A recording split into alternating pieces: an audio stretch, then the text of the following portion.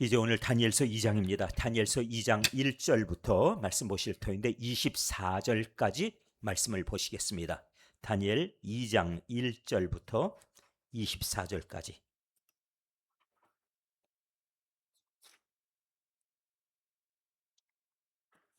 다니엘 2장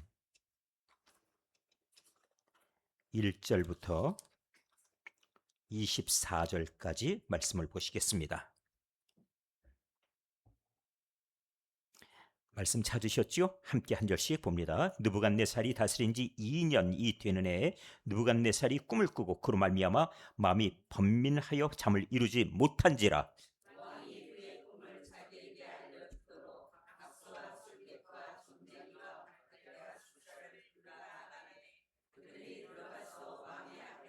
왕이 그들에게 이르되 내가 꿈을 꾸고 그 꿈을 알고자 하여 마음이 번민하도다 하니,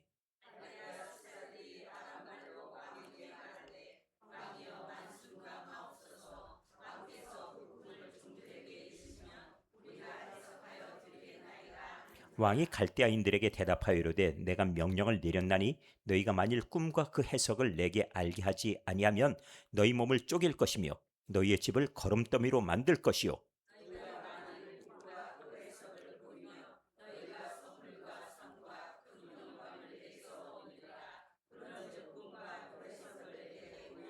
그들이 다시 대답하여 이르되 원하건대 왕은 꿈을 종들에게 이르소서 그리하시면 내가 해석하여 드리겠나이다 하니,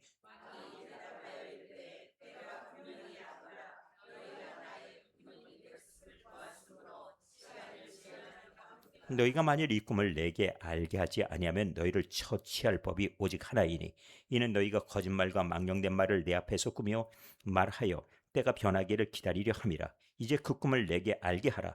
그리하면 너희가 그 해석도 보일 줄을 내가 알리라 하더라.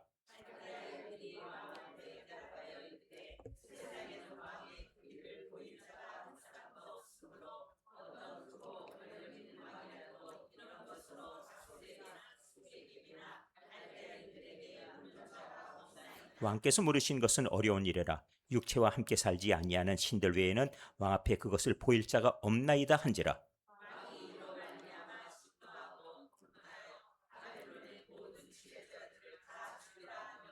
왕의 명령이 내림에 지혜자들은 죽게 되었고 다니엘과 그의 친구들도 죽이려 찾았더라.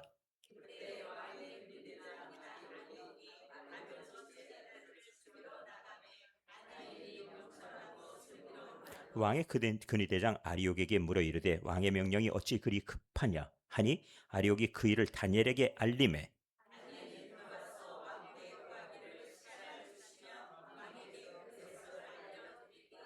이에 다니엘이 자기 집으로 돌아가서 그 친구 하나냐와 미사엘과 아사랴에게 그 일을 알리고,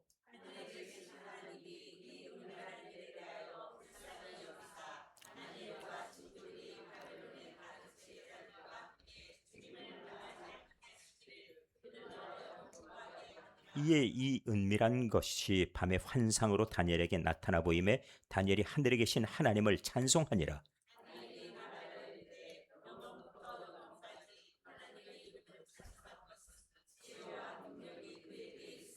그는 때와 계절을 바꾸시며 왕들을 폐하시고 왕들을 세우시며 지혜자에게 지혜를 주시고 총명한 자에게 지식을 주시는도다.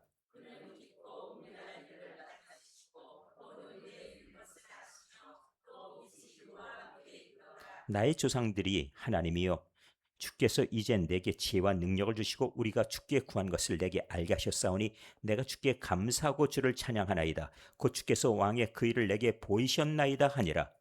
이에 다니엘은 왕이 바벨론 지혜자들을 죽이라 명령한 아리옥에게로 가서 그에게 이같이 이르되 바벨론 지혜자들을 죽이지 말고 나를 왕의 앞으로 인도하라. 그리하면 내가 그 해석을 왕께 알려드리리라 하니. 아멘. 네, 오늘 24절까지 말씀 보셨습니다. 자, 오늘 저희들이 2장을 보셨는데 1장의 마지막 한번 점검하고 가야 될 듯해요. 왜 그러냐면은 지금 1장 이들이 지금 하나님으로부터 은혜를 입은 사람들이 나왔지요. 다니엘과 세 친구. 그렇죠? 이들에게 지금 큰 위기가 닥쳐요. 오늘 2장에. 왕이 죽이려 합니다. 근데 그것을 해결하는 사람이 누구였습니까? 다니엘이지요. 다니엘이 해결할 수 있게 된 비결이 어디 있을까요? 어디 있을까요? 하나님이 가르쳐 주셨죠? 그런데 성경대로 답하면 1장 17절입니다. 1장 17절에 뭐라고 기록되어 있습니까? 하나님이 이 네 소년에게 학문을 주시고 그 다음에 모든 서적을 깨닫게 하시고 그 다음에 지혜를 주셨으니 다니엘은 또 모든 환상과 꿈을 깨달아 알더라. 아멘. 다니엘에게는 또 특별한 것까지 더 주셨지요. 무엇입니까? 모든 환상과 꿈을 깨달아 아는 것이에요. 여기까지. 그러니까 다니엘에게 하나님께서 17절의 말씀대로 해 주셨기 때문에 다니엘이 아는 거예요. 이들이 올 때부터 뛰어났던 건 아니에요. 이들이 올 때는 가능성이었고 이들은 정말 민족에게 지도자감이라고 하는 그런 어떤 그 모든 그 조건 속에서 선발된 사람들인데 이들이 지금 이 모든 은혜를 받게 된 것은 17절입니다. 그렇지요? 17절에 성경이 기록하고 있지 않습니까? 이거 제가 마음대로 갖다 붙이면 안 되고 성경이 그렇다니까 전 그런 줄 알지요. 그래서 하나님이 주셨답니다. 네 소년에게 첫 번째 학문을 주셨어요. 서적을 깨닫게 하셨어요. 세 번째 지혜 주셨어요. 그런데 다니엘에게는 어떻게? 모든 환상과 꿈을 깨달아 알게 하셨어요. 이렇게 기록되어 있지요. 그런데 이 근거는 어디 있습니까? 그들이 이 환경 속에서는 하나님을 의지하거나 아니면은 환경 속에서는 그가 여호와 신앙을 갖고 가기 참 어려운 조건이었죠. 왜 그러냐면 음식 하나만 해도 왕이 지정해 줬고 그리고 바벨론에 가면은 당연히 우상의 제물을 먹어야 되는 환경이니까요. 그렇지요? 거꾸로 가다 보면은 이것이 우리에게 주어진 조건, 그러면 어쩔 수 없이 따라가는 것은 그것은 이 제도를 따라야 되는 것. 그리고 왕이 특별 음식을 줬으니까 그건 먹어야 되는 것. 그러다 보면은 우상에게 이 바쳐진 재물을 그들이 같이 나눌 수밖에 없는 조건. 그렇죠. 세상으로 놓고 보면 주르륵 하고 이어져 가는 것들이지요. 우리들 세상을 바라보면은 세상이 우리한테 요구하는 게 있어요. 환경 때문에, 조건 때문에 어쩔 수 없이라고 하는 이유로 해서 쭉 따라갈 수밖에 없는 조건들이 때로 있지요. 답을 안 하시는 거 보니까 통 없습니까? 있습니까? 있지요. 네, 좀 다 같이 이렇게 좀 대답을 좀 하시면 좋겠는데 있습니다. 그런데 그들은 이것을 어떻게 했어요? 거부했습니다. 그런데 이 거부하기 위해서 그들이 먼저 한 일은 뜻을 세우는 것이었어요. 뜻을 세우고 그 다음번에 이 일에 대해서는 안 된다. 왕의 명령이 그러해서 만일 너희들 이 음식을 안 먹었다 그래서 문제 생기면 그건 내 목과 직결되는 거야. 저 왕의 성격이 보통 아니거든. 한마디면 그냥 내 목이라고 하는 게 그냥 이렇게 직위직분 목이 아니고 달려있는 이 목이 날라가. 이런 얘기지요. 그러니까 지금 이 환관장 아스부나스가 그 말을 들어줄 상황입니까? 아니지요. 그냥 왕이 시킨 대로 해. 이럴 수밖에 없어요. 그런데 그때 이들이 뭐라고 얘기했습니까? 열흘만 시험하게 해주세요. 그래서 만에 하나 문제가 있다. 만일 그 지정한 기준에 미치지 못했다. 그럼 우리 따를 겁니다. 이렇게 해서 시험하고 열흘 후에 봤더니 그들의 얼굴이 더 윤택하고 그들이 더 지혜롭고 더 이 총명해 보이고 하는 모든 조건이 다 충족됐지요. 그래서 그들이 채소만 주었더라. 이렇게 돼 있고 나서 17절이에요. 자, 다시 하겠습니다. 우리가 하나님 앞에 특별한 은혜를 받기 원하십니까? 그러거든 뜻을 정하면 됩니다. 어려운가요? 어려운가요? 저는 이 부분이 참 마음에 들었어요. 저는 신앙인들 이게 그대로 마음에 들었어요. 그리고 매우 이 네 사람은 단순합니다. 나라가 왜 망했는가? 그 원인을 살펴보니까 망한 원인은 우리가 하나님을 버리고 대신 우상을 따랐다. 그렇지요? 하나님의 법을 떠나서 우상숭배했다. 우상숭배하다 보니까 하나님의 말씀이 없고 대신에 거짓이 있고 부정이 있고 그리고 또한 연약한 자들을 압제하고 그러면서 그 가운데 위선이 따라오고 이런 것들이 쭉 있지 않겠습니까? 이거 신앙의 문제예요. 왜냐하면 하나님을 두려워하면 이것들이 따라갈 수가 없어요. 하나님을 섬기면은 하나님의 사람으로 살 수밖에 없는 거 아니겠습니까? 그러니까 만일 부정한 삶이나 더러운 삶이나 거짓된 삶이나 이런 모든 것들은 하나님을 믿지 않기 때문에 따라오는 부수적인 것이란 얘기예요. 그래서 우상 숭배를 그들은 절대 어떤 것도 허용하지 않겠다 하고 뜻을 정한 거 아니겠습니까? 만일 그렇다면은 이렇게 했을 때 하나님이 어떻게 하신다고요? 이 네 소년에게 하나님이 학문을 주시고 서적을 깨닫게 하시고 지혜를 주시고, 그 다음에 다니엘은 그 가운데서 특별하게 하나님이 꿈과 환상을 알게 하시는 것, 이렇게 은혜가 임했다는 것이죠. 제가 신학교 다닐 때는 일반적으로 목회가 좀 잘 되던 시기예요. 일반적으로. 그래가지고 70년대, 80년 초반, 80년 초반, 중반까지. 그래서 신학교 졸업할 때까지는 나름대로 괜찮았어요. 그때까지는. 90년쯤 가니까 그때부터 위기 소리가 들려오고 교회가 부흥하겠는가, 이거 교회가 위기가 오는 거 아닌가 하는 질문이 나오기 시작했거든요.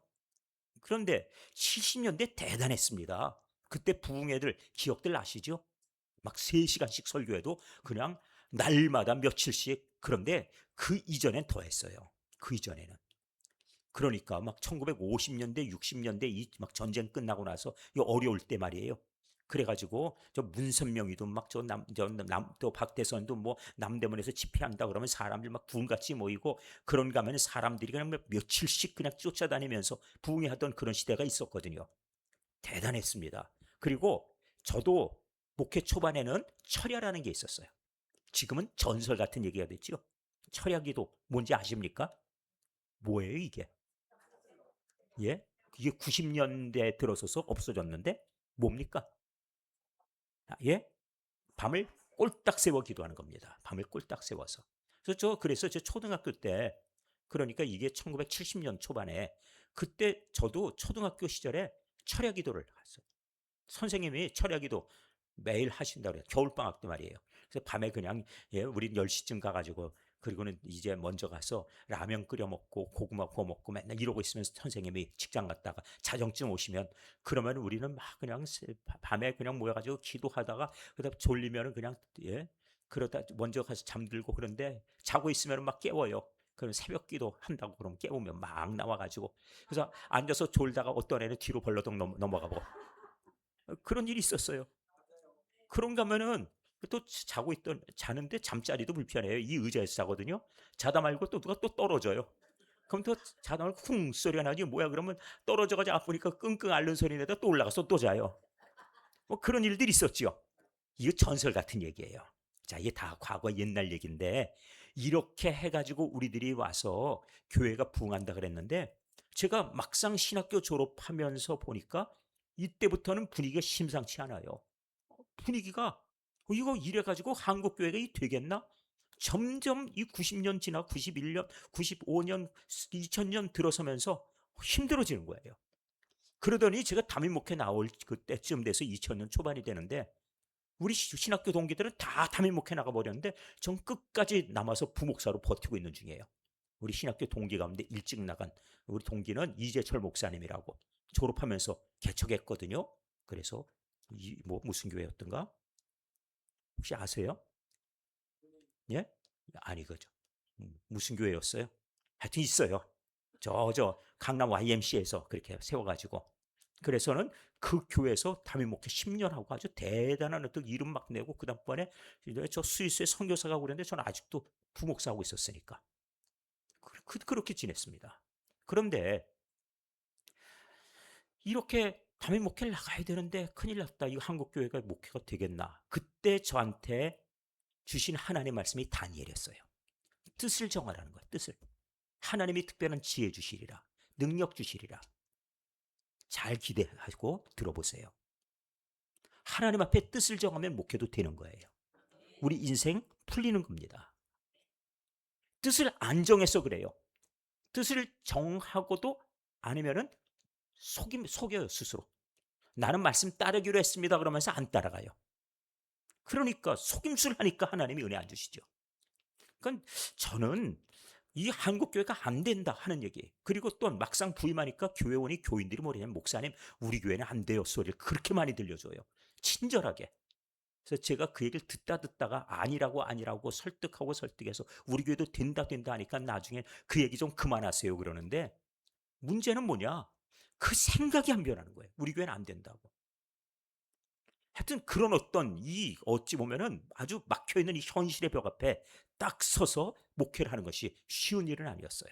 근데 막상 이제 뒤돌아서 보니까 하나님의 은혜를 경험하고 오늘까지 왔습니다. 부흥이 안 된다고요? 그건 사람 말이에요.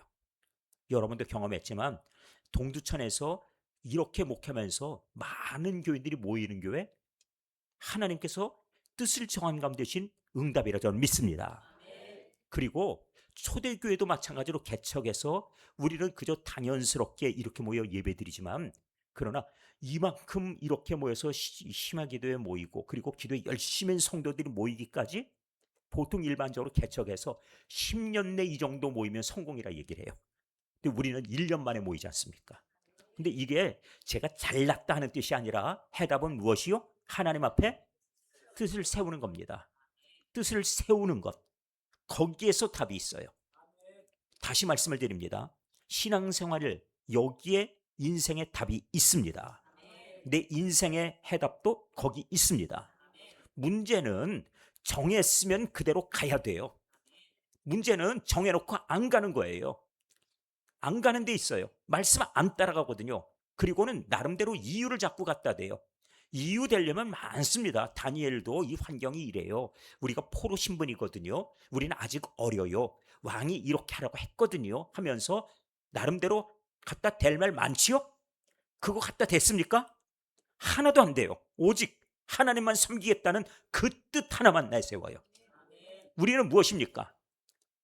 내가 지금 하나님 앞에 어떤 결심을 하고 있습니까? 그 뜻을 세우는 게 중요한 거예요. 그게 중요한 겁니다.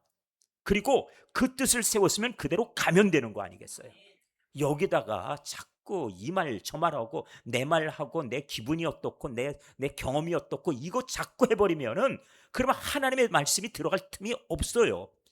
뜻을 세웠다고 그래놓고도 하나님께서 뭐냐면 넌 맨날 뜻만 세우냐? 그리고 언제 그거 할래? 이렇게 하시거든요. 자, 우리 하나님 앞에 책망 듣지 않도록 뜻을 세우면은 그것이 우리 삶의 발자취가 되면 됩니다. 다시 말씀을 드릴게요. 단순하세요. 하나님 말씀만 하시면 어떻게 한다고요? 그대로 따르겠다는 거예요.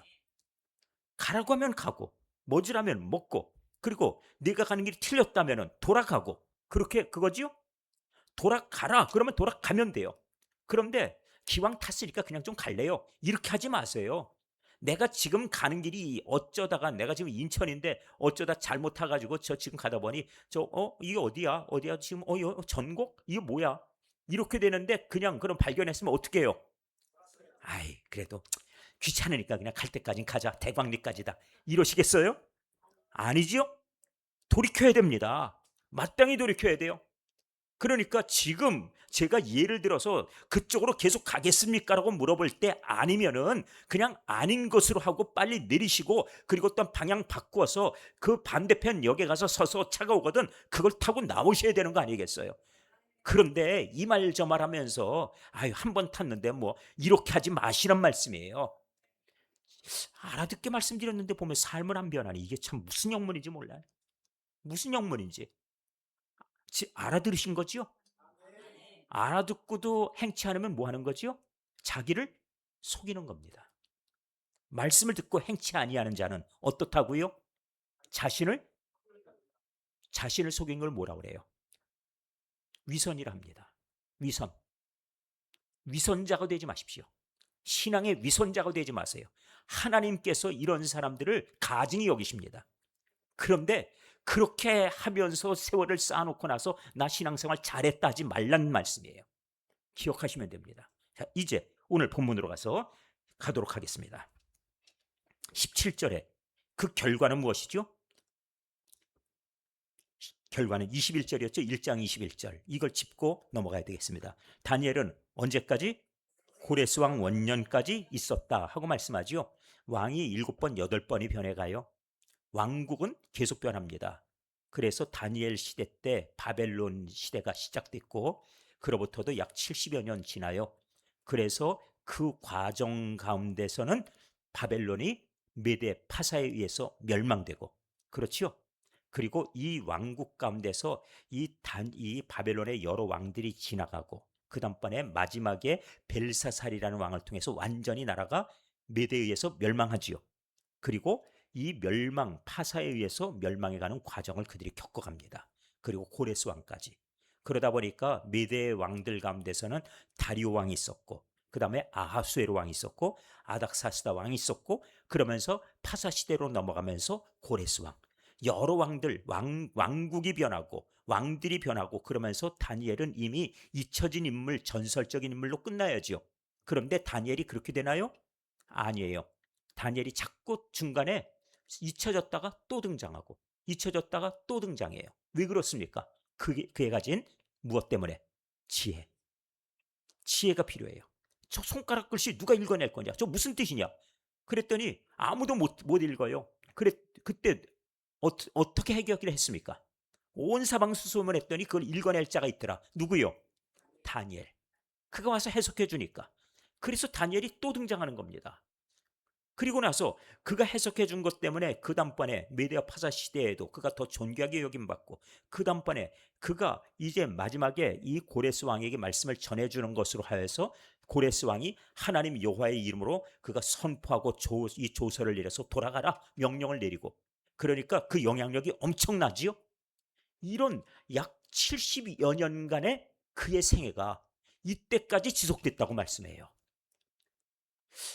이 정도 말씀드리면 막 경기를 일으키듯이 반응이 와야 되는데, 그런 거구나, 그런 거구나, 뜻을 정하고 그 따르는 게 이렇게 대단한 거구나, 그래야 되지 않습니까? 뜻을 정하셨습니까? 어떤 뜻을 정하셨어요?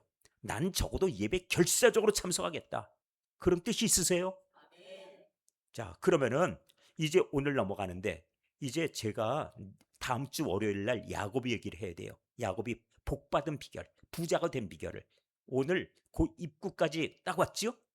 네. 그 입구에 딱 와서 그가 복을 받기까지 어떤 과정이 있었던가 하는 것을, 그리고 하나님이 그에게 새로운 어떤 계약 조건 통하여서 그가 어떻게 복을 받게 되는가 하는 것을 월요일 날 보게 될 터인데, 그 비밀, 야곱이 그때 알았던 비밀은 몇 년간의 비밀인가 하면은 4,000년간의 비밀입니다. 4,000년간. 놀랍지요? 4,000년 동안 야곱이 한 일, 그가 깨달은 일, 그리고 그를 통해서 하나님 복 주신 비결을 아무도 그 비밀로 알지 못했어요. 4,000년이 지나서 그 일이 밝혀진 겁니다. 그러니까 이건 더 놀랄 일이죠. 자, 이 아무도 모르는 것, 다니엘도 아무도 모르는 것, 그리고 야곱도 아무도 모르는 것을 그가 알아서 그렇게 해냈다는 거예요. 잠시 잠깐 후에 일을 아는 것도 중요합니다. 잠시 잠깐 후에. 우리나라도 마찬가지지만 우리나라 대통령 중에서 미래를 알았던 대통령이 있어요. 우리나라가 미래를 향해서 가려면 그러면 이렇게 해야 된다 하고서는 그가 우리나라에 와서 시행한 것들 있잖아요. 예를 들어 어려워도 고속도로는 무조건 세워야 된다, 어려워도 발전소는 있어야 된다. 맞습니까? 그 다음번에 철강 산업은 나중에 국가기관 산업으로 미래 발전해서 반드시 기초로 이건 있어야 되는 거다. 그렇지요? 이런 것들을 그는 알았어요. 그러려면 자동차 산업은 일으켜놔야 된다. 우리 실력도 없고 준비도 안 됐고 돈도 없고 기술도 없지만 이거는 반드시 해놔야 된다. 어디 가서 배웠어요? 독일이에요.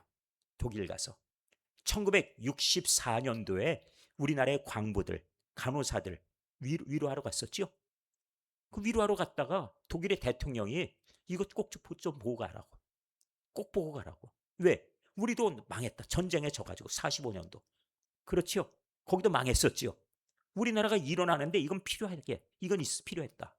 그래서는 일어나는데 필요했던 것 가운데 아우토반, 고속도로 보고 가라.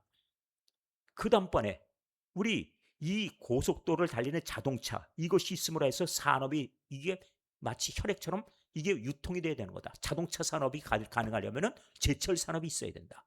그래서 고속도로 깔고 제철 산업하고 그 다음번에 자동차 회사 설립하게 하고 아주 국가적으로 이렇게 밀어줬잖아요. 그거 못하게 하느라고 난리였죠.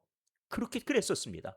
근데 그거 알고 그리고 그걸 배웠는데 그걸 갖다 받아들여서 우리나라도 해야 된다고 방향을 딱 정해서 그걸 밀어붙였죠. 그래서 오늘의 대한민국이 있는 거예요. 잘 됐죠. 잘 된 거 아닙니까? 잘 안 됐다고 하실 분 있으면 저하고 좀 토론 좀 해요. 잘 된 겁니까? 이거 반대하던 사람도 고속도로 자동차 타고 돌아다니면서 좋아했어요. 자, 끝까지 고속도로 안 된다 했던 사람들도 그 고속도로 엄청 타고 다녔어요. 아시죠? 그랬습니다. 그런데 지금 독일 같으면은 메르켈 총리라고 여러분 들어보셨어요? 얼마나 인기 좋았게요. 인기 대단했습니다. 근데 지금 독일에서 최악의 총리로 꼽혀요. 알고 계십니까? 지금 그렇게 왜? 무엇 때문에? 그 사람은 사회주의 의식을 갖고 있었거든요. 그래서 원전 다 수도버리고 다 없애버렸어요. 그리고 우리는 천연가스나 그리고 원유는 전부 러시아로부터 공급받는다. 그리고 우리는 친환경 사업을 통해서만 전기를 생산하고 아시죠? 이런 것들. 뭐 풍력이 어떻고 또 아니면 뭐 태양광이 어떻고 아시죠?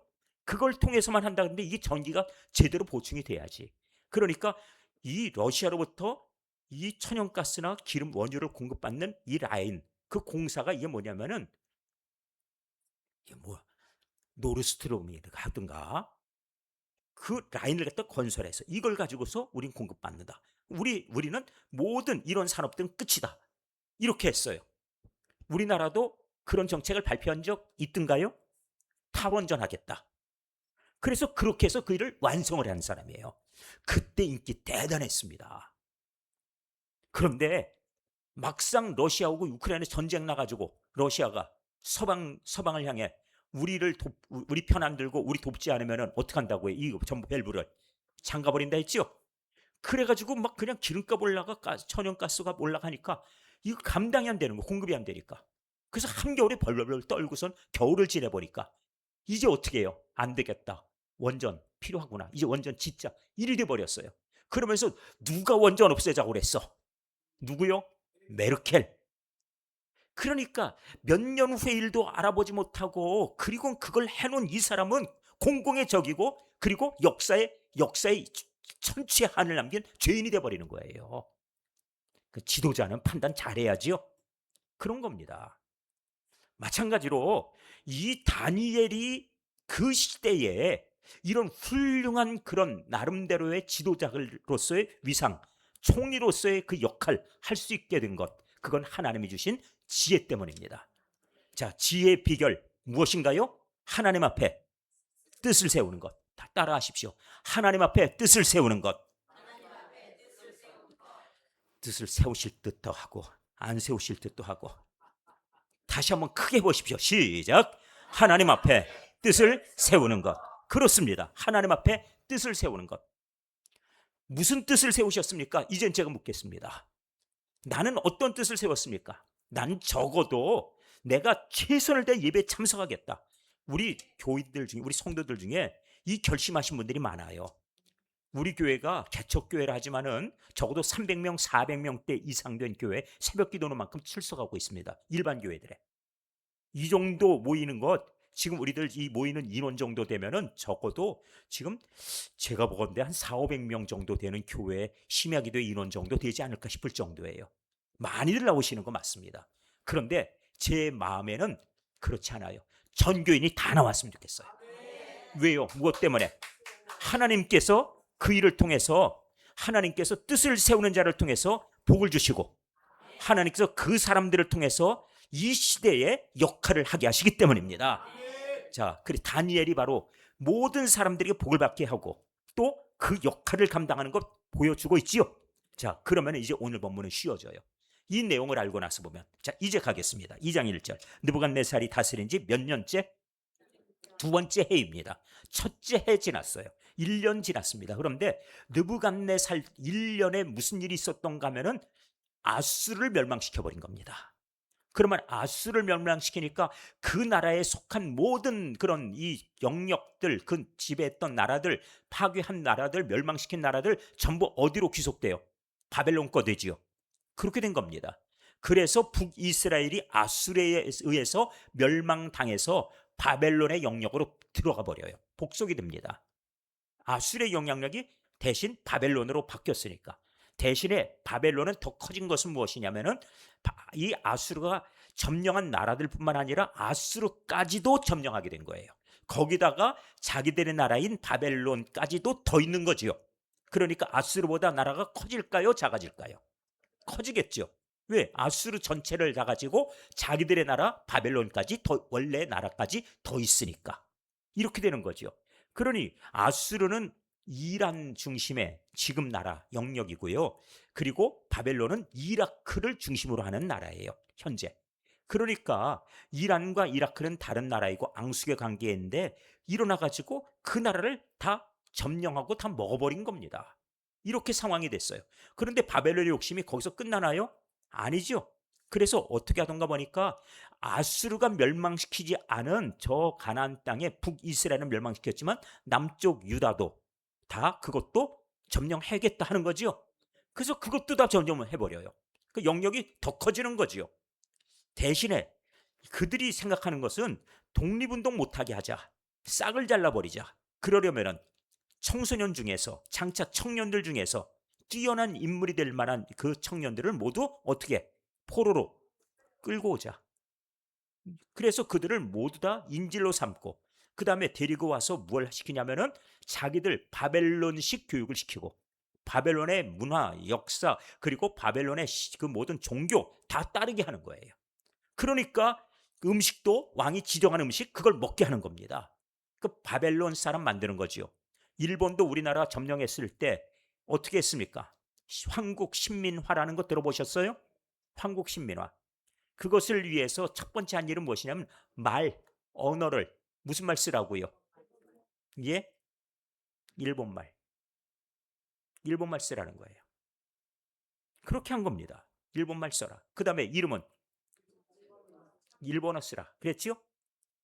그러니까 언어도 그리고 말도 이름도 전부 일본 역사도 이제는 너희도 일본 사람들이 역사 배우고 그 다음번에 일본 사람들이 하는 것처럼 너희들 왕은 이미 벌써 끝났어.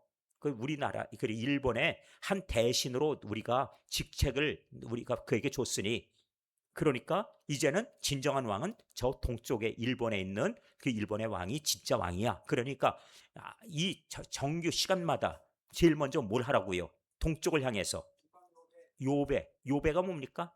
요배. 절이요? 요배가 무엇인가요? 낱말 뜻으로 여쭤보겠습니다. 요배가 무엇입니까? 요자는 무엇이냐면 허리 요자입니다. 허리 요자. 네, 요자. 그러니까 요배는 무엇이냐면 허리를 굽히는 거예요. 몇 도로? 90도로 꺾는 겁니다. 동쪽을 향해 허리를 90도로 꺾어서 이 사이렌이 끝날 때까지 허리를 굽히고 있는 걸 동방요배라 그래요. 동쪽을 향해. 그걸 시킨 겁니다. 그 사이렌이 웽 울면은 다 같이 팍 엎어져. 그 다음번에 이제 사이렌이 끝나면 바로 이렇게 되는 거예요. 그쪽을 향해 절하는 거예요. 이렇게 시켰어요. 예배 시작할 때 어떻게 하면 됩니까? 교인들이 자꾸 우리 하나님을 섬긴다 그랬더니 그래? 그럼 섬겨라. 끝까지 너희들 여기에 저항하지 마라. 그 대신에 한 가지 해라. 시작하기 전에 뭐 하라고요? 동쪽을 향해 뭐 하라고? 요배하라는 거예요. 먼저 와. 너희 국민 아니냐? 국민이니까 당연히 왕에게 절하고 그 다음번에 너희 예배해. 이렇게 한 거예요. 자, 그래서 이때에 천주교는 어떻게 했습니까? 천주교는 이걸 질의하기 위해서 교황청에다가 편지를 보냈어요. 우리 이거 해도 됩니까? 하면 안 됩니까? 그랬더니 교황청은 이탈리아에 있거든요. 이탈리아는 일본, 그 다음번에 이탈리아, 그 다음번에 또 하나의 나라 독일, 이 세 나라가 서로 함께 서로 짝짝꿍했죠. 이러다 보니까 이탈리아에서 일본에다가 편 들어주느라고 뭐랬냐면은 그거 국민의례 맞아. 그랬어요. 그러니까 미사하기 전에 뭐 해요? 동방요배 해죠. 그래서 천주교회는 순교자가 없어요. 그렇게 된 겁니다. 그리고 거기다 독립운동 하는데 한 명이라도 서명했어요? 안 했어요. 이거 알고 계셔야 됩니다. 나중에 무슨 민주화 운동의 성지가 뭐 명동성당 어쩌고 그거 다 웃긴 일이에요. 우리나라가 나라를 찾기 위해서 독립운동하고 그리고 교회가 파괴되고 성도들이 그 수많은 사람들이 그냥 옥고를 치르고 그리고 나서 이 우리가 신사참배 안 한다고 그렇게 고통을 겪고 있을 때 천주교는 이거는 국민의례인데 이렇게 하고 있었는데 불구하고 어느 날 갑자기 우리는 민주화의 성지다 이렇게 나서니 이거 웃긴 일이에요. 교회를 그렇게 보시면 안 됩니다. 교회는 그때 민족 정신을 지켜낸 정말 하나님께서 이 역사에 책임을 지게 하신 그런 귀한 사명을 가지고서 그 고난의 때를 감당했던 바로 귀한 신앙의 바로 중심지였어요. 이런 흔적을 우리는 자부심 가지고 역사를 볼 줄 알아야 됩니다. 자, 이렇게 지켜냈다는 것. 자, 이제 우리가 지난날의 배경들 잘 보셨죠? 자, 이제 보겠습니다. 제2년 느부갓네살이 지금 아수르 멸망시켜서 왕이 되자마자 이 젊은 느부갓네살 기가 살고 능력이 있어가지고 그 아수르를 갖다 그냥 한 방에 그냥 끝내버렸으니까 기가 살았지요. 2년이 되는 해 느부갓네살이 꿈을 꾸었습니다. 그로 말미암아 마음이 번민하여 잠을 이루지 못한지라. 꿈을 꿨는데 자다 말고 소스라치게 놀래 깼습니다. 무슨 꿈을 꿨을까요? 그거는 아직 모르겠습니다. 2절 왕이 그의 꿈을 자기에게 알려주도록 박수 술객 다 불렀어요. 점쟁이 갈대아 술사 부르라 명령했습니다. 그들이 들어와서 왕 앞에 서니까 왕이 이제 명령을 내립니다. 뭐라고 하냐면 나 꿈 꿨다. 나 꿈 꿨는데 그 꿈을 가르쳐줘. 그리고 그 꿈 해석을 좀 내가 알았으면 좋겠어. 그러니까 그 얘기를 3절 하니까 4절 갈대아 수사들이 뭐라고 그래요? 아람말로. 아람말은 지금의 시리아죠. 이스라엘 북쪽 지역이에요. 이미 벌써 아수르이 멸망했던 지역이죠. 자, 아람말로 그들이 말합니다. 왕이요 만수무강하십시오. 왕께서 그 꿈을 종들에게 말씀해 주시면 우리가 해석해 드릴 것입니다. 제가 지금 현대어로 읽어드려요. 맞죠? 네, 이해하시기 좋으라고. 네. 그랬더니 5절 왕이 갈대아 사람들, 다시 말해서 이 바벨론의 원주민들은 갈대아인들이에요. 그들에게 말합니다. 내가 명령을 이미 내렸어. 너희가 만일 꿈과 해석을 내게 알게 하지 않으면 너희 몸을 둘로 나눠 놓을 거야.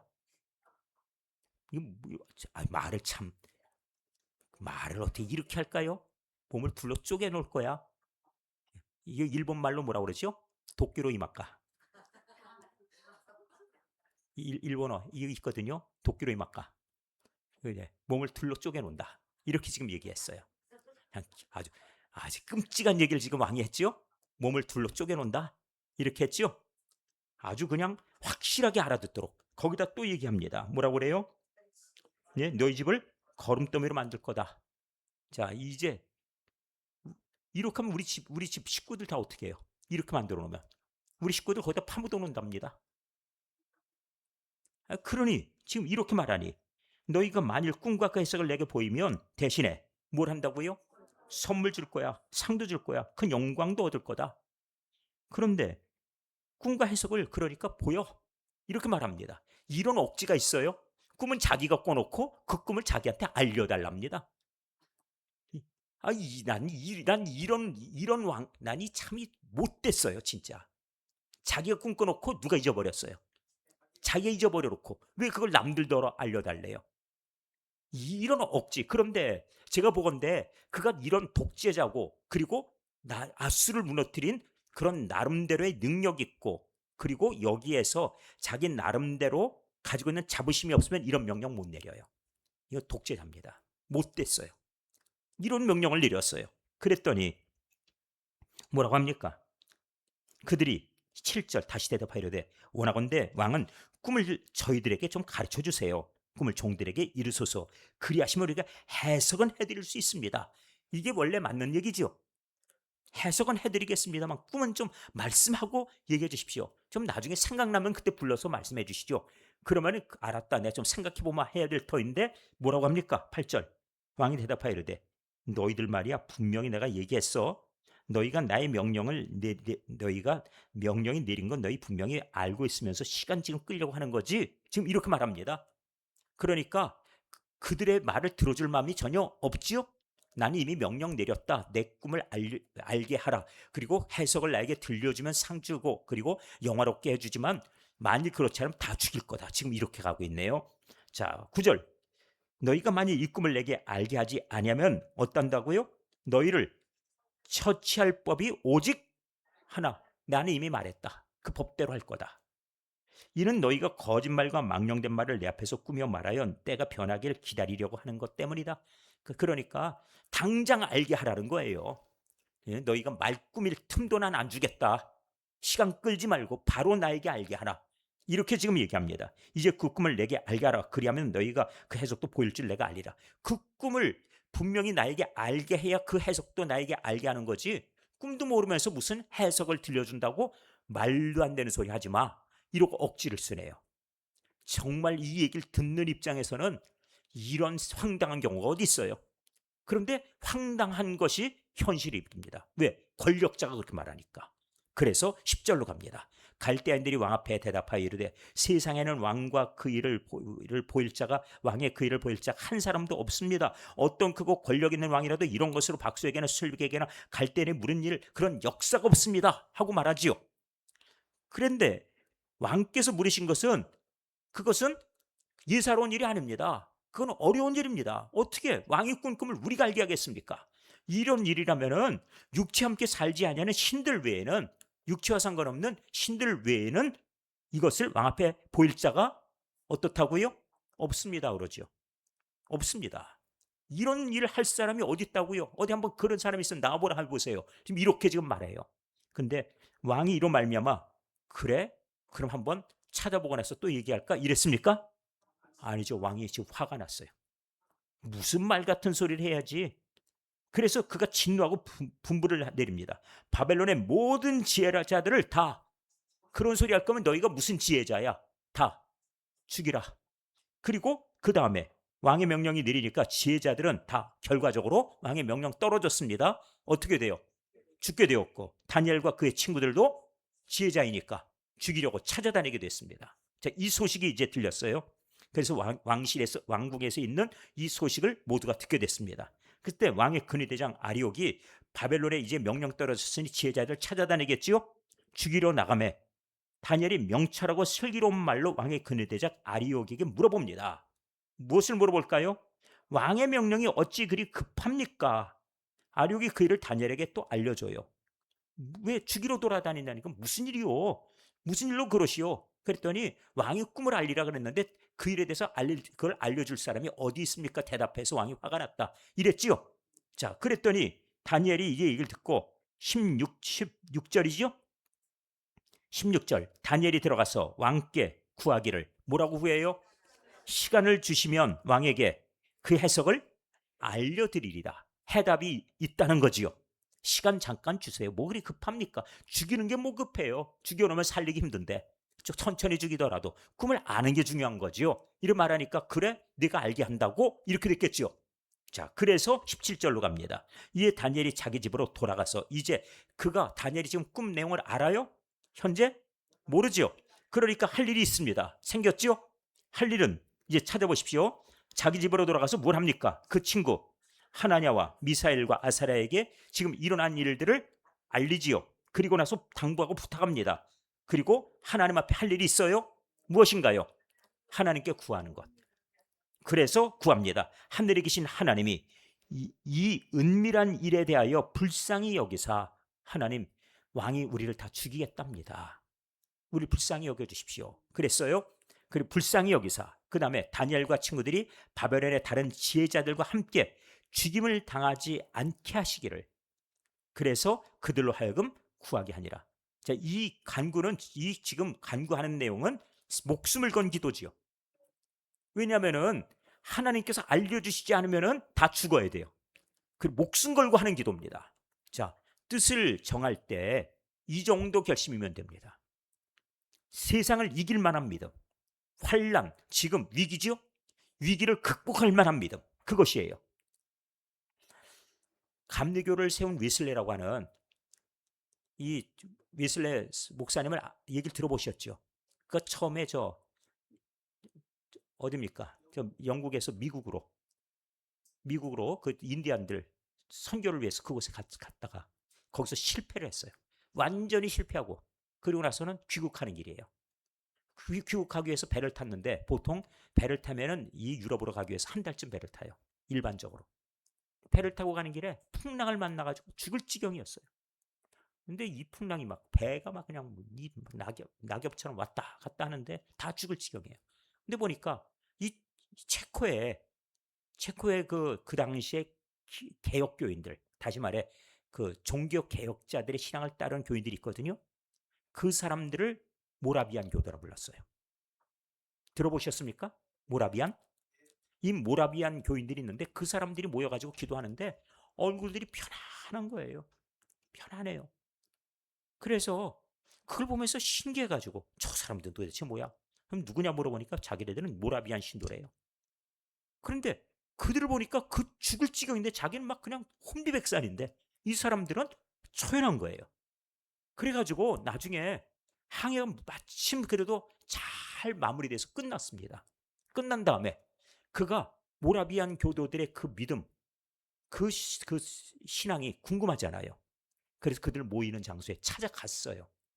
모라비안 교도들이 어디서 모이는가 찾아가서 물어봤습니다.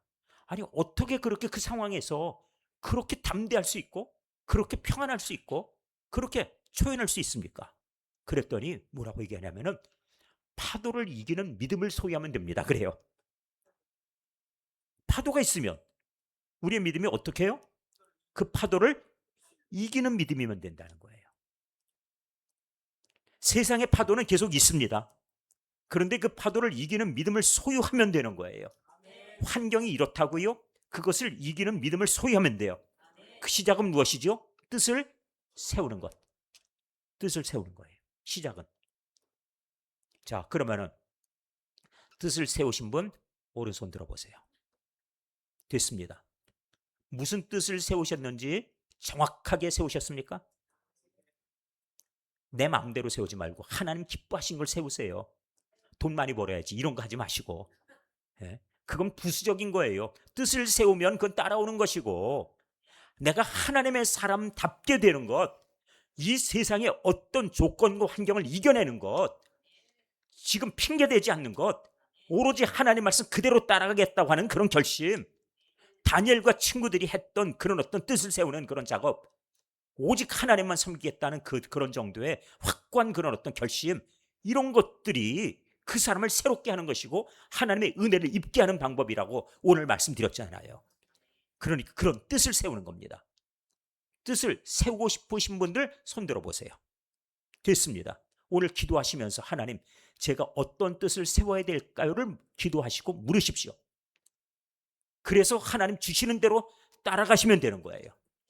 저는 목회자로서 하나님 앞에 헌신을 위해서 뜻을 세웠어요. 그리고 하나님 제가 웬만하면은 하나님께서 너 목회 잘했냐 열심히 했냐 그러면 예 하느라고 애를 썼습니다. 물론 잘하지 못했지만 열심히 하려고 했습니다. 대답하고 싶었거든요. 그런데 제가 조금 꾀가 나가지고 60쯤 되면 새벽기도 맡기고 부목사님 맡기고 그리고 나서 이제 밤에는 조금 여유를 좀 가져야지. 왜? 저는 저녁형이니까. 밤이 되면 막 정신이 쌩쌩해지고 막 11시쯤 되면 막 눈이 반짝반짝반짝 새벽 1시쯤 2시쯤 공부가 그렇게 잘 되는데 이러거든요. 근데 새벽이 되면 막 피곤하고 힘들고 그러니까 이 저녁형은 아주 죽겠어요. 그런데 새벽 기도를 20대 중반부터 시작해가지고 지금까지 왔으니 60쯤 되면 좀 쉬어야지. 그런데 체질 검사를 했더니 한의사분이 아유 목사님 체질로 보니까 환갑쯤 되면 새벽 기도 좀 맡기세요. 야 다행이다.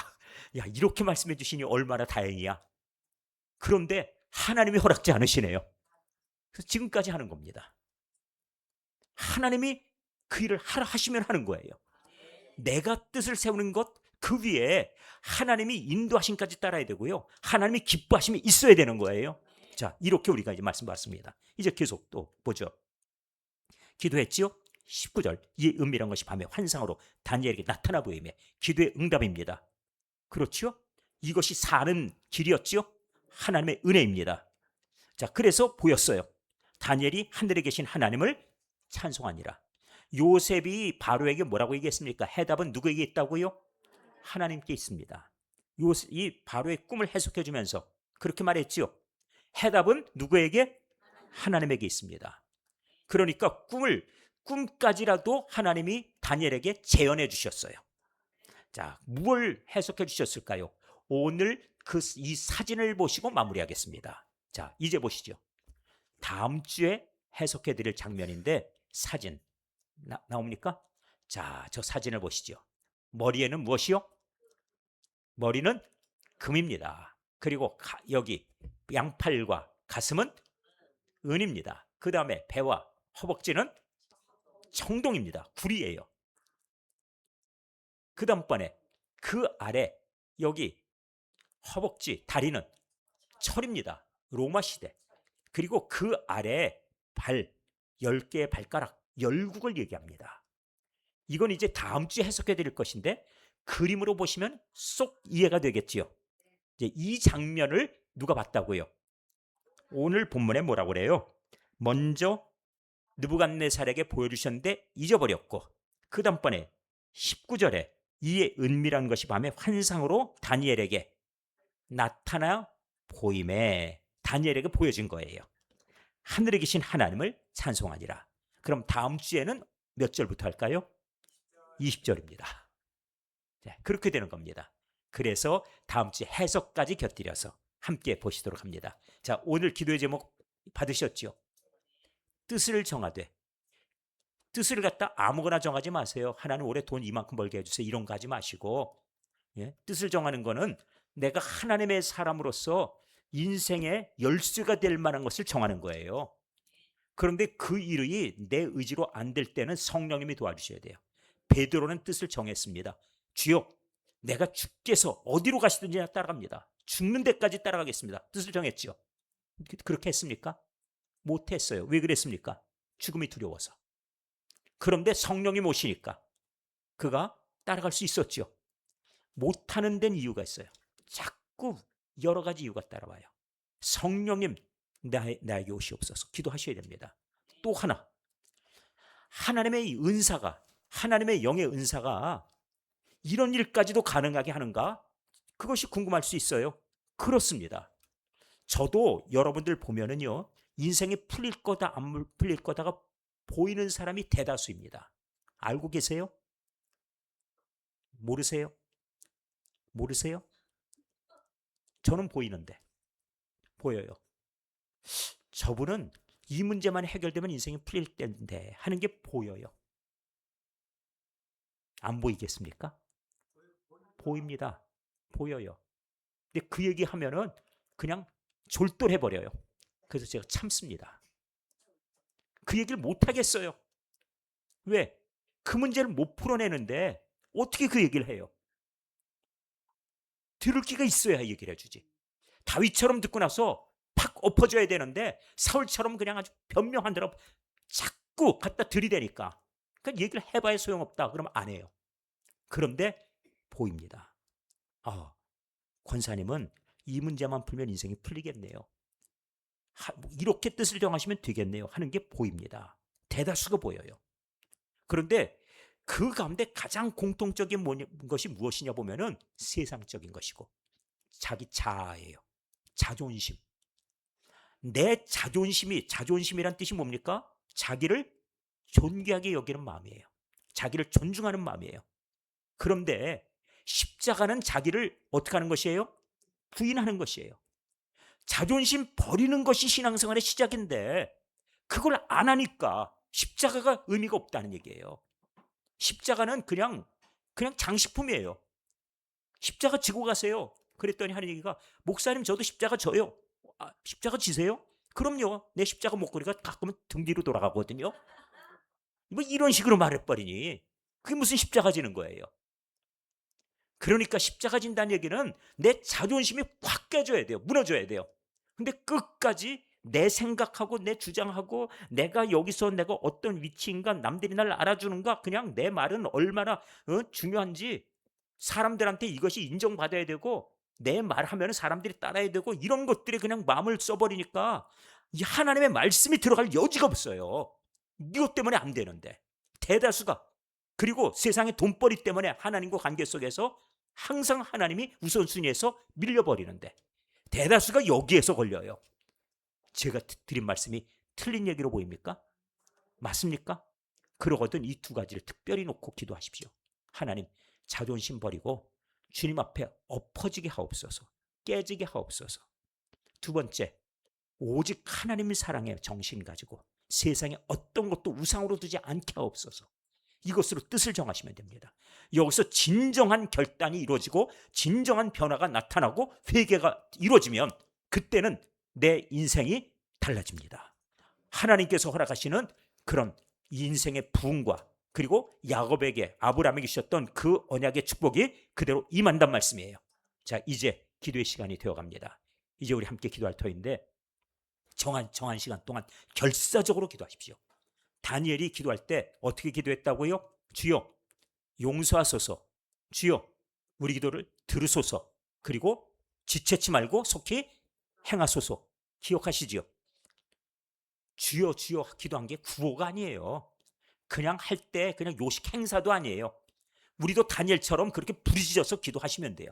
하러 가면 해야 되는데 아이고 목사님 그냥 그런 건 그냥 그건 그 초보자들한테나 시키시고 나는 신앙생활 경력이 얼마인데 이런 거 하지 마시고요. 단순하게 그냥 따라가는 것부터 배우도록 하세요. 겸손한 것 좀 배우시고요. 하라 하면 그냥 하세요.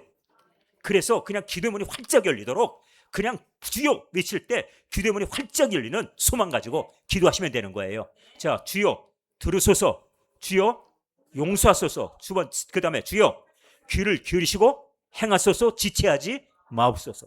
자, 그 마음 가지고 우리도 주님 세 번 부르고 기도하는 은혜가 있길 바랍니다. 제가 기도한 다음에 하나님께서 우리의 오늘 이 밤이 뜻을 세우고 우리 교회 새로운 그런 역사의 시작점, 내 인생의 변화의 시작, 하나님이 축복 주시는 놀라운 그런 하나님의 주시는 은혜의 밤이 될 수 있도록 기도하시기 바랍니다. 기도하겠습니다. 아버지 하나님 감사합니다. 다니엘처럼 우리도 기도하고자 합니다. 그가 뜻을 세우고 목숨 걸고 기도했던 것처럼 그 밤에 하나님께서 그에게 은혜를 주셔서 이 느부갓네살 왕이 보여주셨던 꿈을 보이시고 그 해석을 나타내 주셨던 것처럼 우리에게도 하나님 아버지 응답의 밤이 되게 하여 주옵소서. 생사를 건 기도하게 해주시고 우리의 인생을 걸고 기도하게 하여 주시옵소서. 주여 이 시간 우리가 하나님 앞에 은혜 받기 위해서 기도하고자 하니 십자가를 지는 기도, 내 자신을 내려놓게 하여 주시고 오직 하나님만 존귀하며 주께서만 기뻐하시도록 주님의 뜻이 이루어지도록 기도하는 가운데 뜻을 세우는 그런 능력의 밤 되게 하여 주시옵소서. 응답의 밤에 되게 하여 주옵소서. 주님 세 번 부르고 기도하고자 하니 다니엘의 부르짖음이 온 성도들의 부르짖음 되게 하여 주시옵소서. 예수님의 이름으로 기도하옵나이다. 아멘.